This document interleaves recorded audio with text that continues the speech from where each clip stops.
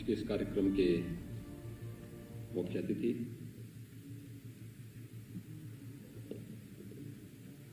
News broadcaster association के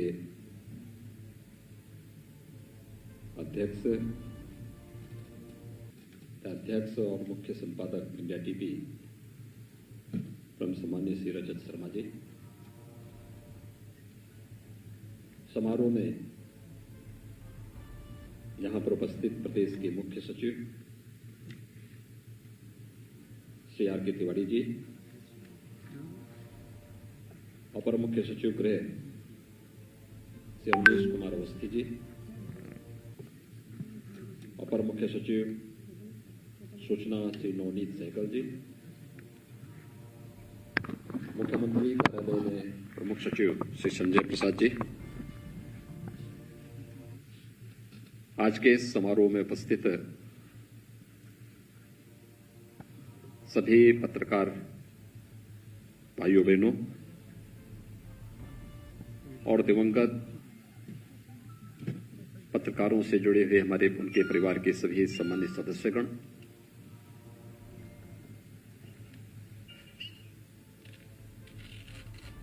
मैं सबसे पहले आभार व्यक्त करता हूं माननीय श्री रजत शर्मा जी का, जिन्होंने आज का अपना समय प्रदेश की राजधानी में आज के इस समारोह के लिए हमें उपलब्ध कराया है। हम सबके लिए यह एक ऐसा क्षण है जब मीडिया जगत से जुड़े हुए उन सभी दिवंगत आत्माओं के प्रति जिन्होंने कोरोना कालखंड में समाज के लिए अपनी लेखनी को चलाते चलाते अपने प्राणों की आहुति दी है, उन सब के प्रति हम अपनी संवेदना व्यक्त कर सकें, श्रद्धांजलि व्यक्त कर सकें और परिवारजनों के प्रति एक संबल बनकर के उन सभी शोक संतप्त परिजनों को अपनी संवेदना के दो शब्द कह सके। आज का इस समारोह इसी बात को लेकर के यहां पर आयोजित हुआ है। मैं प्रदेश सरकार की तरफ से दिवंगत आत्माओं के प्रति विनम्र श्रद्धांजलि अर्पित करते हुए शोक संतप्त परिजनों के प्रति अपनी पूरी संवेदना व्यक्त करता हूं। हम सब जानते हैं कि पिछले 15-16 महीनों से पूरा देश और पूरी दुनिया इस सदी की सबसे बड़ी महामारी से जूझ रही है और इसमें कोई एक क्षेत्र या कोई एक प्रदेश या कोई एक देश नहीं बल्कि दुनिया की बड़ी बड़ी ताकतें इस महामारी के सामने पस्त हुई हैं और उसमें हर तबका इससे प्रभावित हुआ है। तो स्वाभाविक रूप से अलग अलग तबके के पास अपने अपने लिए सुरक्षा कवच भी है, लेकिन मीडिया से जुड़ा हुआ तबका अगर वह फ्रीक्वेंट आवागमन नहीं करेगा तो समाचारों का कलेक्शन उस रूप में नहीं कर पाएगा और इसीलिए जब पहले बचाव की प्रक्रिया प्रारंभ हुई, प्रारंभ में पहली लहर के दौरान हम सब जानते हैं कि लॉकडाउन की प्रक्रिया के दौरान प्रवासी कामगार और श्रमिकों को सुरक्षित उनके घरों तक पहुंचाना, कोटा में और अन्य स्थानों पर जो छात्र प्रतियोगी परीक्षाओं की तैयारी कर रहे थे उन्हें सुरक्षित उनके घरों तक पहुंचाने का कार्यक्रम रहा हो, ये सभी बातें हमारे संज्ञान में तब आती थी जब, क्योंकि एक आम नागरिक तो सामान्य रूप से भयभीत सा था, उसके मन में एक अदृश्य आशंका सी जन्म ले रही थी पता नहीं क्या होगा, कैसे होगा। लेकिन उसी बीच आदरणीय प्रधानमंत्री जी का मार्गदर्शन और मीडिया से मिलने वाली कुछ ऐसे समाचार जिनके माध्यम से जो सरकार का ध्यान भी आकर्षित करते थे और फिर उसके अनुरूप हमें रणनीति बनाने में मदद भी करते थे कि नहीं, हमें तत्काल इन लोगों के लिए सहायता के इस कार्यक्रम को आगे बढ़ाना चाहिए। और वह कार्यक्रम चलते चलते जब पहली लहर को हम लोगों ने एक प्रकार से नियंत्रित सा कर दिया, इसी दौरान वैक्सीनेशन का कार्यक्रम भी प्रारंभ हुआ है। और मैं आभारी हूं सम्मानीय श्री रजत शर्मा जी का, जिन्होंने इस बात को कहा कि वैक्सीनेशन के स्पेशल ड्राइव चल रहे हैं। सभी कार्यक्रम बहुत अच्छे ढंग से प्रारंभ हो चुके हैं। हेल्थ वर्कर्स का, कोरोना वॉरियर्स का। अगर मीडिया के लिए भी इस प्रकार की कोई स्पेशल ड्राइव चल सके तो क्योंकि उनके पास कोई सुरक्षा कवच नहीं है।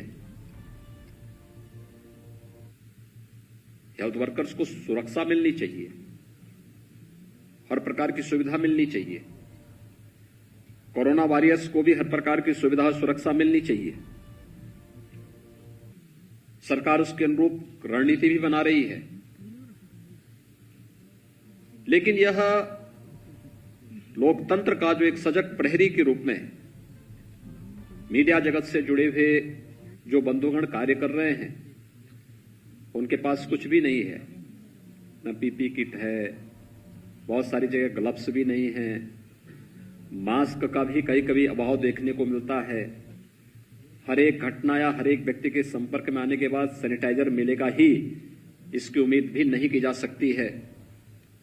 क्या वैक्सीनेशन का स्पेशल बूथ मीडिया से जुड़े हुए बंधुओं के लिए स्थापित हो सकते हैं?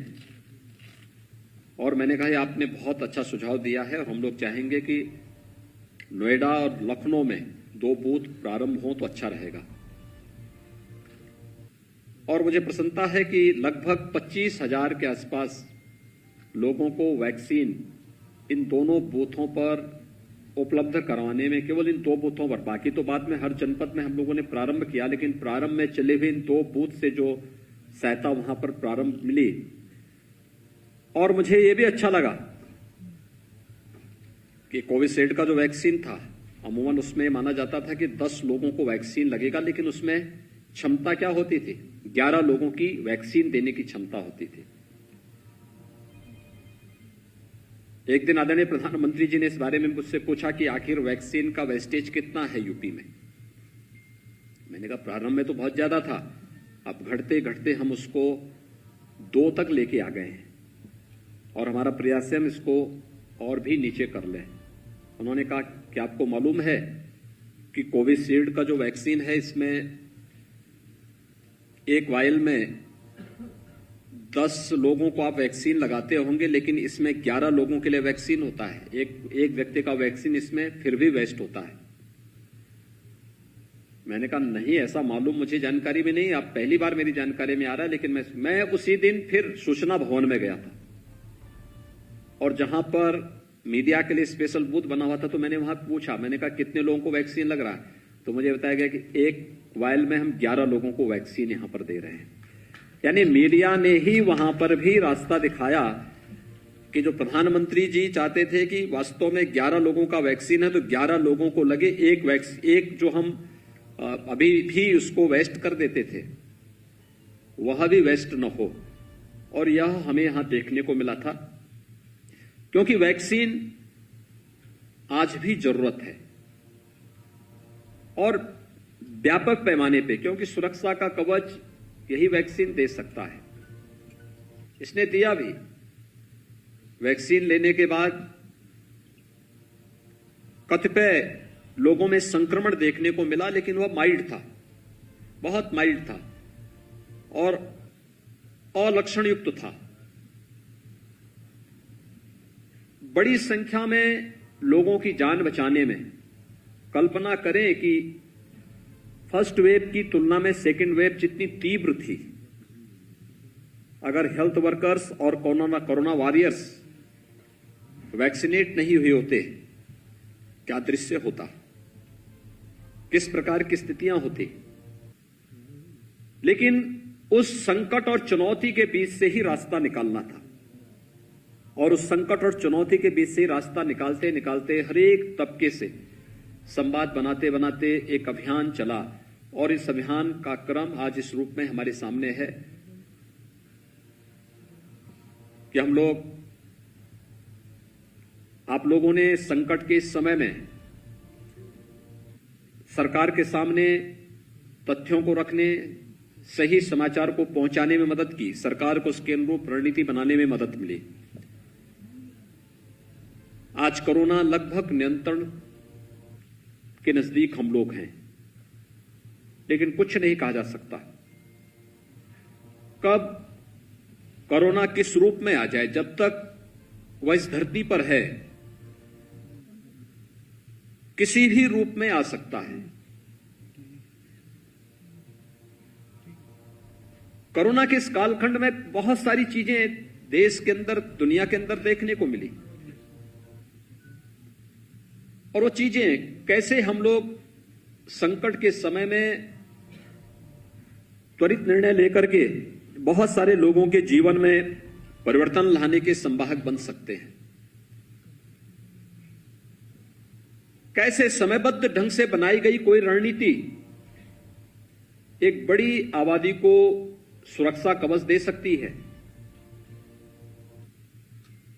और कैसे इन कार्यक्रमों को आगे बढ़ाया जाना चाहिए, आज किसी से छुपा हुआ नहीं है। हम आभारी हैं प्रधानमंत्री मोदी जी के, जिन्होंने वैक्सीन उपलब्ध करवाई है।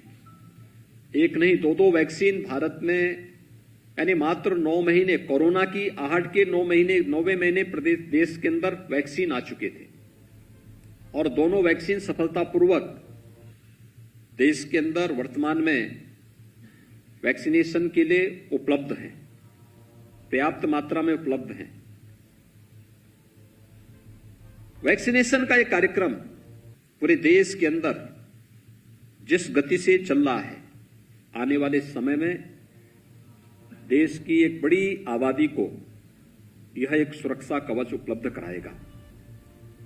लेकिन अनुमान करिए, जब हमारे पास मार्च 2020 में कोविड का पहला मामला आया था, कानपुर में इटली के व्यापारी आए थे और उनके माध्यम से संक्रमण यहां फैला था, और इसके बाद एक आशंका जन्म लेने लग गया, क्या होगा, क्योंकि तब हमारे पास सैंपल टेस्टिंग की कोई व्यवस्था उत्तर प्रदेश में नहीं थी। उसके अगले ही दिन नोएडा में भी कुछ मामले आ गए, और फिर क्या होगा, हम लोगों ने सैंपल लिए, और सैंपल लेने के बाद उन्हें एनआईवी पुणे हमें भेजना पड़ा था। एनआईवी पुणे से पॉजिटिव की पुष्टि होने के साथ ही हमें अब इनका उपचार कैसे हो, क्योंकि तब होम आइसोलेशन की कोई सुविधा नहीं थी, कोई व्यवस्था भी नहीं थी, तो हमें दिल्ली सफदरजंग हॉस्पिटल में उन्हें भेजना पड़ा था। लेकिन भारत सरकार के सहयोग से समाज के विभिन्न तबके के लोगों ने भी जो हमें सहयोग किया, आज हम लोग प्रतिदिन 4 लाख टेस्ट प्रतिदिन करने की क्षमता प्रदेश के अंदर विकसित कर चुके हैं। 4 लाख टेस्ट कोविड के प्रतिदिन हम लोग कर सकते हैं। देश के अंदर टेस्टिंग में उत्तर प्रदेश आज नंबर 1 पर है, यानी हम लोगों ने लगभग अब तक 6.5 करोड़ से अधिक लोगों के टेस्ट संपन्न किए हैं। बेड्स हमारे पास प्रारंभ में नहीं थे, और जब प्रारंभ में प्रधानमंत्री जी ने पूछा कि कितने ऐसे जनपद होंगे जिसमें एक भी वेंटिलेटर नहीं है, तो प्रदेश में हमारे 36 जनपद ऐसे थे जहां एक भी वेंटिलेटर नहीं था। आज सभी 75 जनपदों में हम लोगों ने आईसीयू बेड दिए हैं, वेंटिलेटर उपलब्ध कराए हैं। जितने डॉक्टर्स हैं, पैरामेडिक्स हैं, टेक्नीशियंस हैं, हाउस कीपिंग स्टाफ है, इन सब की ट्रेनिंग भी पूरी करते हुए हमारे पास पर्याप्त मात्रा में बेड्स मौजूद हैं।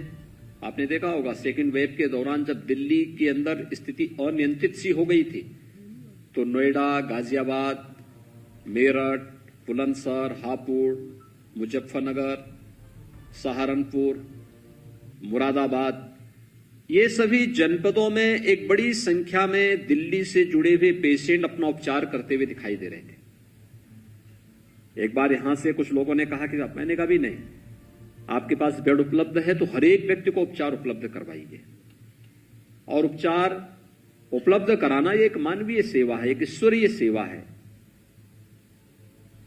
उस व्यक्ति को कष्ट जरूर है, लेकिन ये अपना सौभाग्य मानिए कि इसी बहाने आपको ईश्वर एक अवसर दे रहा है सेवा करने का। मित्रों, हम लोगों ने इस दौरान अपने कई साथियों को खोया है, अलग अलग सेक्टर के।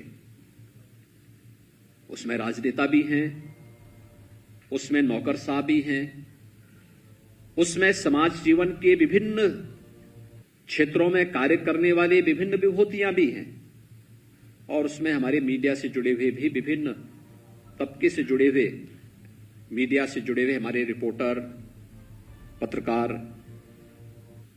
बहुत सारी जगह संपादक, सह संपादक, अलग अलग कैटेगरी से जुड़े हुए, मीडिया से जुड़े हुए बंधुगण भी इसकी चपेट में आए। उन सभी शोक संतप्त परिजनों के प्रति संवेदना व्यक्त करने के साथ साथ उनके प्रति संवेदना के साथ सरकार का एक संबल जब खड़ा होता है, समाज उनके साथ जब खड़ा होता है, ये सच है कि हम जो दिवंगत हुए हैं उनकी पूर्ति नहीं कर सकते, उनकी कमी की पूर्ति कभी नहीं हो सकती, लेकिन समाज का सपोर्ट उनके लिए एक संबल होता है, उन्हें आगे बढ़ने के लिए, चुनौतियों से जूझने के लिए एक प्रेरणा होती है। और उस संबल के रूप में समाज को खड़ा होना होगा, पूरे समाज को खड़ा होना पड़ेगा एक साथ। और इसीलिए सरकार ने समय समय पे अलग अलग कार्यक्रम और घोषणाएं भी की। जैसे जो बच्चे अनाथ हो गए थे इस दौरान, उन लोगों के लिए भी हम लोगों ने मुख्यमंत्री बाल सेवा योजना प्रारंभ की। ऐसे परिवारों को, ऐसे बच्चों को जिन्होंने अपने माता पिता दोनों को खोया है, लगभग 200 के आसपास ऐसे बच्चे थे, उन बच्चों की व्यवस्था, उनके लिए स्कॉलरशिप की व्यवस्था, उनकी पढ़ाई की व्यवस्था। जिन बच्चों ने अपने किसी एक लीगल गार्जियन को खोया है कोरोना के दौरान भी, चाहे वह कोविड हो, नॉन कोविड हो, उन सब के लिए भी सरकार ने एक व्यवस्था प्रारंभ की। और उन सभी लोगों को सहयोग देने के साथ साथ उनकी आगे की व्यवस्था भी सरकार निभा रही है।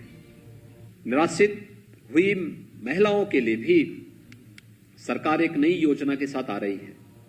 और आज यहां पर पत्रकार मित्रों के साथ इस दौरान जिस प्रकार की चीजें घटित हुई, सामान्य जीवन में हम लोग अपने अपने फील्ड में काम करेंगे। मीडिया का काम है समाज के एक सजग प्रहरी के रूप में सरकार का ध्यान ज्वलंत मुद्दों की ओर आकर्षित करना। और कार्य मीडिया अपने तरीके से, अपनी भाषा में अपने अनुरूप करती है।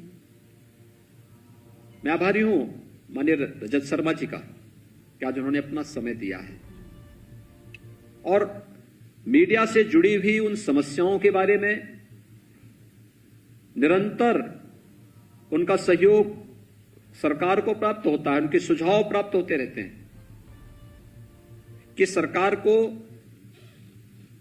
इन सभी संस्थाओं के प्रति किस तरीके से समन्वय स्थापित करते हुए, बिना किसी एक दूसरे की सीमाओं का अतिक्रमण करते हुए, अगर हम संवाद के माध्यम से इन समस्याओं के प्रति समाधान का रास्ता निकाल सकेंगे तो वास्तव में उसका लाभ समाज के एक अंतिम व्यक्ति पर बैठे हुए व्यक्ति को ही प्राप्त होने वाला है, जो एक बहुत तन्मयता के साथ देखता है क्या क्या कोई मेरे लिए भी सोच रहा है। और वह मीडिया भी उसी मीडिया का भी लक्ष्य वही है। हम अपने अपने अलग अलग पक्ष में जब कार्य करते हैं तो कहीं न कहीं समाज, कहीं न कहीं राष्ट्र हमारी इस ध्येय का हिस्सा होता है और उस अभियान का हिस्सा होता है और स्वयं सामान्य श्री रजत शर्मा जी ने मीडिया के सामने अपने कुछ मानक और कुछ आदर्श भी गढ़े हैं। वैक्सीनेशन के बाद जब इस बात की चर्चा हो रही थी कि हम लोगों ने अनाथ बच्चों के बारे में कार्यक्रम संपन्न किए हैं, हम लोगों ने सरकारी कर्मचारियों के बारे में अपनी पॉलिसी को आगे बढ़ाया है, हम लोगों ने अलग अलग तबके के लिए अपने कार्यक्रम को आगे बढ़ाया है, मीडिया के लिए क्या हुआ? तो मेरे सामने वही चर्चा, मैंने कहा भी हम मीडिया से एक संवाद बनाएंगे, पता नहीं मीडिया का रिस्पांस क्या होता है। एक, क्या इसके बारे में हम लोग चर्चा करें? तब मेरे सामने नाम आया, मैंने कहा भी हम लोग सम्मानीय श्री रजत शर्मा जी से संवाद बनाएंगे, उनसे एक बार पूछेंगे क्या इसमें हो सकता है। उन्होंने कहा देखिए ये संकट का समय है और इस समय हमें खड़ा होना चाहिए, बिना किसी भेदभाव के, बिना किसी दुराग्रह के, बिना किसी अन्य मतभेदों से ऊपर उठ करके यह समय खड़ा होने का है। और फिर समय तय हुआ, आज उन्होंने अपना समय दिया यहां पर, आज वे यहां पर उपस्थित, व्यक्तिगत रूप से उपस्थित हुए हैं। मैं इसके लिए हृदय से उनका साधुवाद व्यक्त करता हूं, आभार व्यक्त करता हूं, उन सभी परिवारजनों के प्रति अपनी संवेदना व्यक्त करता हूं जिन्होंने अपने परिवार के सदस्यों को खोया है। और मैं उनको इस बात के लिए आश्वस्त करता हूं कि सरकार उनके साथ में हमेशा रहेगी। बहुत सारी स्कीम है जिसको लेकर के आगे आने वाले समय में हम आगे बढ़ने वाले हैं और मुझे विश्वास है कि हम सब मिलकर के इस सदी की सबसे बड़ी महामारी के खिलाफ देश की इस लड़ाई को मजबूती से आगे बढ़ाने में और प्रत्येक तबके के नागरिकों को संबल प्रदान करने में सहभागी बनेंगे। मैं आज के इस अवसर पर उन सभी परिवारजनों के प्रति अपनी संवेदना व्यक्त करता हूं, दिवंगत आत्माओं को अपनी सरकार की ओर से, प्रदेशवासियों की ओर से विनम्र श्रद्धांजलि अर्पित करता हूं। धन्यवाद। जय हिंद।